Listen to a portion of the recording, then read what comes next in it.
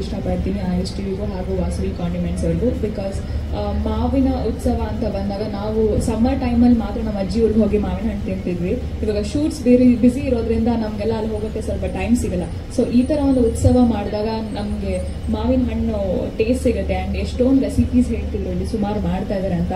So ನಮಗಿದೆಲ್ಲ ಒಂದು ಅವಕಾಶ, ಒಂದು ಬ್ಯಾಂಗ್ಳೂರಲ್ಲಿ ಇರೋರಿಗೆಲ್ಲ ಈ ಥರ ಒಂದು ಸ್ಟಾಲ್ಸ್ ಆಗಲಿ, ಈ ಥರ ಒಂದು ಉತ್ಸವ ಮಾಡಿದ್ರೆ ನಮ್ಗೆ ಅಲ್ಲಿ ಮೂಮೆಂಟ್ಸ್ ನಾವು ಏನು ಮಿಸ್ ಮಾಡ್ಕೊಂಡಿದ್ದೀವಿ ಅದನ್ನು ನಮಗೆ ಇಲ್ಲೇ ಅನುಭವಿಸೋಕ್ಕೆ ಒಂದು ಎಕ್ಸ್ಪೀರಿಯನ್ಸ್ ಸಿಗತ್ತೆ. And thank you so much.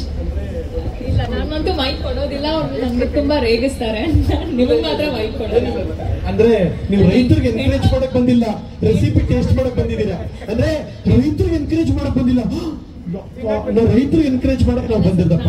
ನೀವು ರೆಸಿಪಿ ಟೇಸ್ಟ್ ಮಾಡಕ್ ಬಂದಿರ್ದ. ಮಲ್ನಾಡೋಳು, ನಾನು ಕೂಡ ನಮ್ಮ ಅಜ್ಜಿ ಊರಲ್ಲಿ, ಇನ್ನು ನಮ್ಮ ತಾತನೂ ಕೂಡ ರೈತರೇ.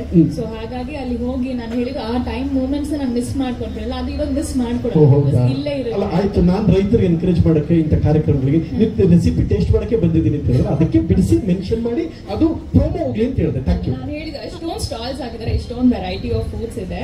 ಸೊ ಹಾಗಾಗಿ ನಾವು ಇಷ್ಟ, ಯಾಕೆ ನೀವು ಇವಾಗ ಒಂದು ಸ್ಟಾಲಲ್ಲೂ ಇವಾಗ ಯಾರು ಏನು ಕೊಡೋದಿಲ್ಲ. ಓಕೆ, ನಾನು ಒಬ್ಳೆ ಟೇಸ್ಟ್ ಮಾಡ್ತೀನಿ. ತುಂಬಾ ಹೊಟ್ಟೆ ನೋವು ಬಂದ್ಬಿಡುತ್ತೆ ಆಮೇಲೆ. Thank you ma'am. ಆ್ಯಂಡ್ ನಿಮ್ಮೆಲ್ಲ ಈ ಥರ ಒಂದಿಗೆ ಸಕ್ಸಸ್ ಆಗಲಿ ಅಂತ ನಾನು ಕೇಳ್ಕೊಳ್ತೀನಿ. Thank you.